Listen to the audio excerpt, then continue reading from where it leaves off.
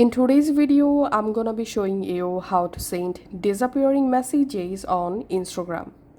Instagram offers two different ways to send disappearing messages. In first method, we will use vanish mode. Chat disappears after seen feature. All you have to need, go to your Instagram and go to the chat where you want to send disappearing messages. And then from the chat window, you have to swipe up from the bottom of the screen just like this and then release, and here just tap on OK, and as you can see the disappearing message successfully turned on. Now on, any messages, photos or videos sent here disappear after being seen and you leave the chat.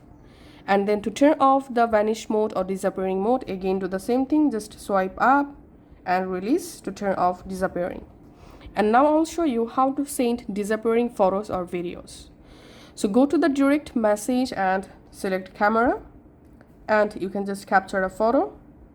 And now here you have to tap on allow reply.